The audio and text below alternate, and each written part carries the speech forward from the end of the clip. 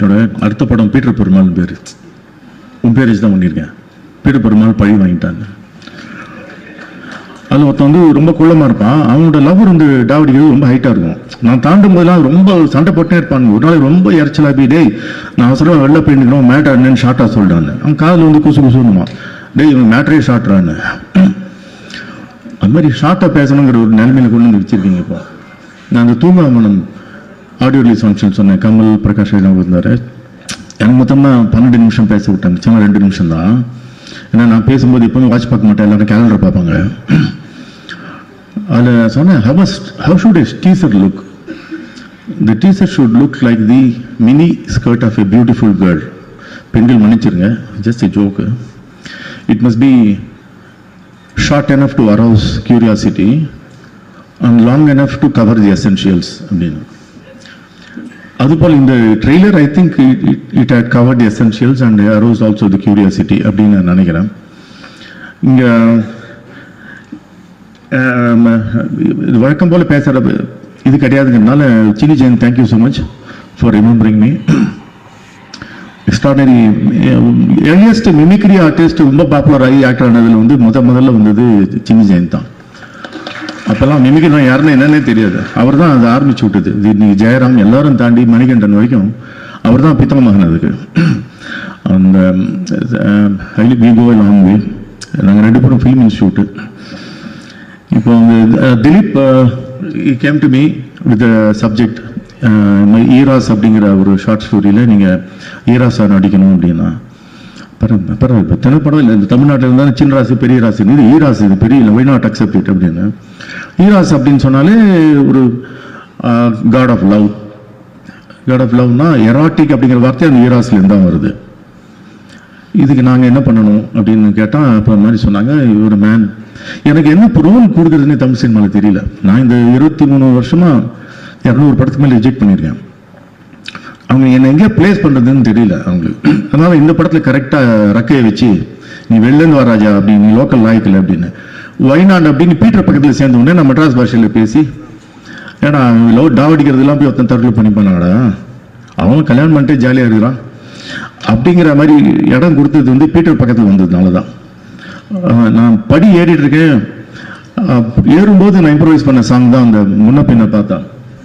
முன்ன பின்ன பார்த்தா நரசலு பின்னி பின்னி பழகணும் வரசலு அதுக்குள்ள ஏண்டி மெரிசலு என்னை விட்டு போனியா சோனியா, என்னை விட்டு போனியா சோனியா.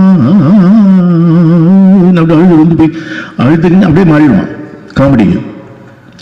ஐ ஹேட் திஸ் எக்ஸ்பீரியன்ஸ் பிகாஸ் ஒரு 12-13 கானா சிங்கர்ஸ் என்னுடைய நயன் இது பண்ண நான் இன்ட்ரடியூஸ் பண்ணியிருக்கேன். சிந்தை புண்ணியர்லேருந்து கானா உலகநாதன் வரைக்கும். So that opportunity thanks Dileep for giving me to improvise my lines, improvise my dialogues.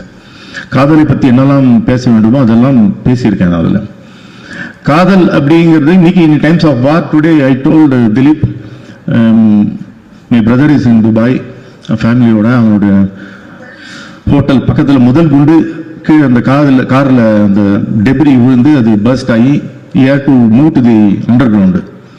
இன்னைக்கு காலையில் அந்த நியூஸ் கேட்டுட்டு I had to come to this thing. So அந்த பக்கம் ஒரு பக்கம் war and love, we are discussing about love.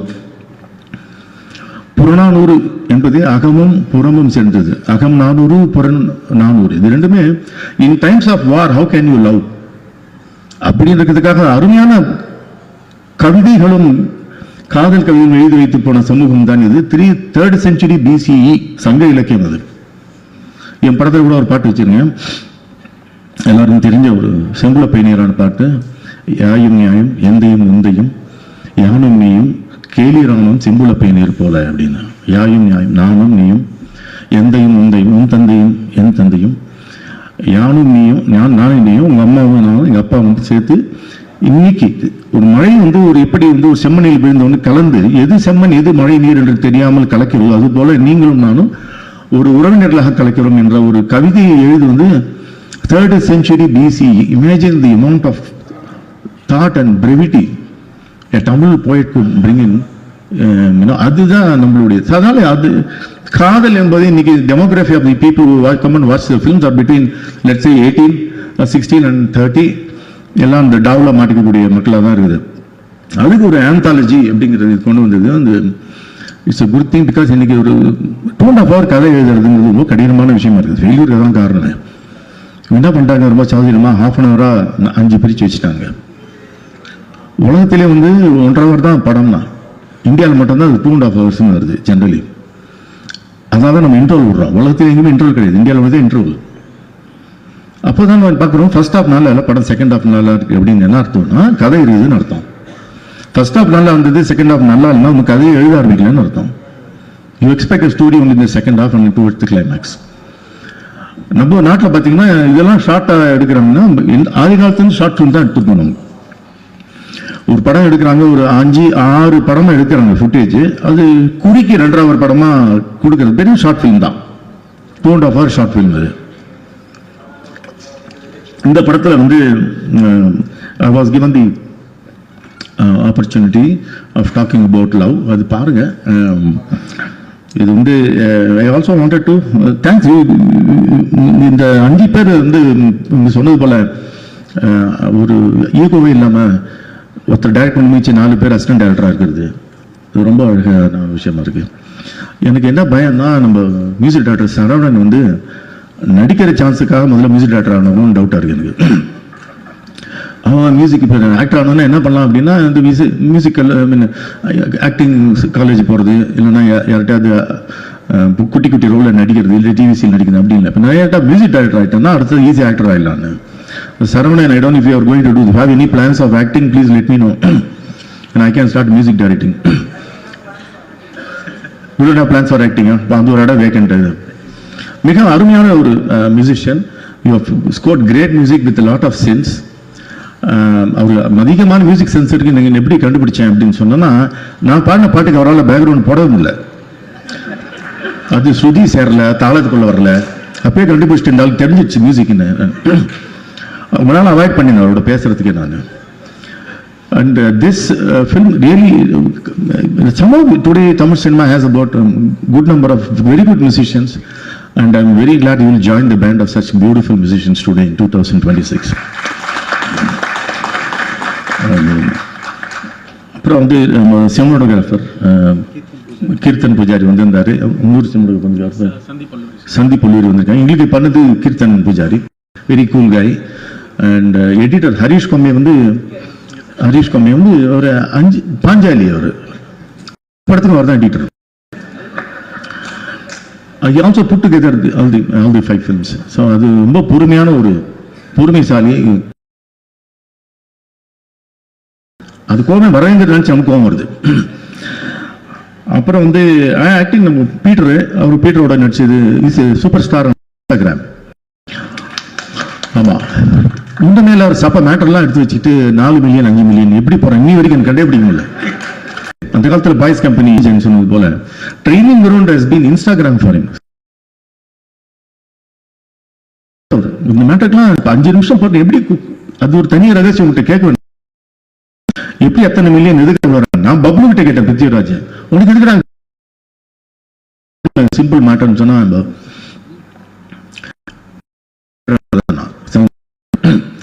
அவன் ஒரு டெக்னிக் வச்சிருக்கான், இவன் ஒரு டெக்னிக் வச்சிருக்கான். So working with you. And நம்ம ட்ராக்ல நம்ம 2 பேர் தான். பார்க்கல, படம் பார்த்து தான் தெரியும் சின்னி ஜெயின் ட்ராக் என்னன்னு. அவர் என்ன டா வச்சுக்கிறாருலாம் தெரியாது அதில். அப்புறம் போஸ்டர் டிசைன், அவர் ஒரு டைரக்டர் ஒன்றாவது இதில், but he design the poster. இது இன்னொரு போஸ்டர் இருக்கு, என்ன வச்சு ஒரு போஸ்டர் இருக்கு, அது பாருங்க. தட்ல astonishing effect with the help of நம்ம ஹேமந்த் அண்ட் ஜெகன் 2 பேரும் டைரக்டர்ஸ். பாருங்க எத்தனை வேலை ரெடியா இருப்பாருங்க. போஸ்டர் டிசைன் வேலையும் காத்திருக்கு உங்களுக்கு. ஆமா, அதே மாதிரி உங்க படத்தில் நடிச்ச அந்த நடிகருக்கு டைரக்ஷன் காத்திருக்கு. ஏன்னா உங்களோட கதை அவர் அழகா சொன்னாரு. I mean, this is what cinema is all about. We come for something, we do something else. As long as we're within the cinema bracket, it's okay. அப்புறம் ஜெகன் வேற யார் இருக்கான், திலீப், ஆட்டாட்ரி, மதி, பயங்கரமான ஆள் இது மதி. அவர் கதிருடைய அசிஸ்டன்ட். அவர் நான் தான் இன்ட்ரடியூஸ் பண்ணி விட்டுருக்கேன் என் படத்தில். துப்பாக்கி துறவி என்னோட படத்தில் இன்ட்ரோடியூஸ் இஸ் ஆர்ட் டைரக்டர். என் படம் எடுத்து நான் இதுவாக எடுத்து பாலிஷ் பண்ணி பண்ணுறதுக்குள்ளே இந்த படம் ரிலீஸே ஆயிடுச்சு. So he got introduced again in Madi, extraordinary hard worker. He'll be one of the busiest art directors from this year onwards. Take it.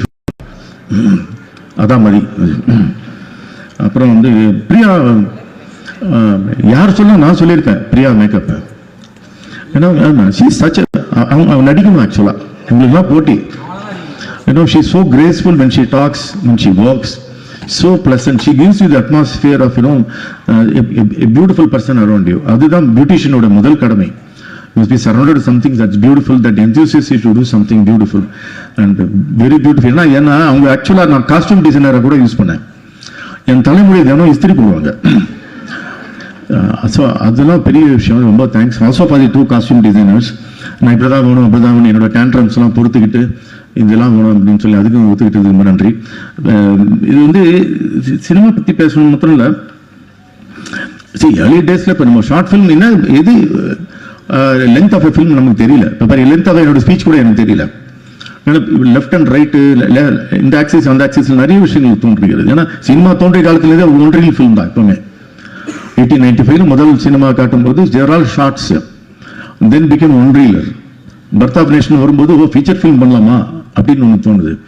அப்புறம் சவுண்டு ஃபிலிம் வந்த உடனே ஒவ்வொன்றும் வந்து பரிணாம வளர்ச்சி வளர வளர வளர சினிமா வளர்ந்து இன்றைக்கு வந்து டிஜிட்டல் சினிமாவில் we still have the hangover of old legendary cinema only in India mostly because of the 2.5 hour thing. அங்கெல்லாம் குறைச்சிட்டானுங்க. இங்கே நம்ம வந்து ரொம்ப இந்த ஓடிடிலாம் வந்த பிறகு கொஞ்சம் சௌகரியமாகி நம்ம we are started giving short இது. I have a feeling this film will also like quickly couple of other films will open up. The short films can also be successful அப்படிங்கிறதுக்கான ஒரு ஓப்பனிங் இது கிடைக்கும் அப்படின்னு நினைக்கிறேன். எத்தனையோ beautiful artist and extraordinary trained artist இந்த படத்தில் இருக்கீங்க. உங்களுக்கெல்லாம் இது ஒரு நல்ல ஓப்பனிங்காக இருக்கும் அப்படின்னு நான் வேண்டிக்கிறேன். யாரோ இந்த ப்ரொடியூசருக்கு நன்றி, அப்புறம் உத்தரா டிஸ்ட்ரிபியூட்டருக்கு நன்றி. டு மேக் படத்தை பார்த்துட்டு இது தியேட்டருக்கு போகலாம் அப்படின்னு நினச்ச அவங்க ஒரு தாட்டுக்கு ரொம்ப நன்றி அவங்களுக்கு. ஸோ ஓகே, நிறைய பேசணும். But what I took away from this film is that teamwork helps. எல்லாரும் டீமாக உட்காந்து ஒர்க் பண்ணுறாங்க. ஒரு பாரபட்சம் இல்லாமல் சின்னி ஜெயின் சொன்னது போல் ரொம்ப பவ்யமாக குனிஞ்சி பெண்ட் பண்ணி அவ்வளோ இவ்வளோ கெஞ்சாங்க அவனுக்கு தோணுது. அப்புறம் தான் தெரியும் அவன் அது ஒரு டெக்னிக்னு. அந்த டெக்னிக் கற்றுக்கிட்டேன் இந்த படத்துலேருந்து. ஸோ ரொம்ப பவ்யம். அதான் எல்லாரும் எனக்கு கை கொடுக்கும்போது நான் எழுந்து நின்று கை கொடுக்குறது காரணம் உங்கள் டெக்னிக் எனக்கும் தெரியும் அப்படின்னு. சத்யஜித்ரா 5 வயது இருக்கும்போது அவங்க அம்மா வந்து சாந்தினி கேட்டாங்க, டாகூர் அழைச்சிட்டு போயிருக்காங்க. அப்போ ஒரு ஆட்டோகிராஃப் ஒரு புக்கு சின்ன புக்லெட்டு காமிச்சிருக்காரு. டாகூர் சொன்னார் யூ கம் டுமாரோ டேக் இட்னு. ஸோ நெக்ஸ்ட் டே அங்கே போய் சத்யஜித்ரா கலெக்ட் பண்ணும்போது அவர் வயசு 6.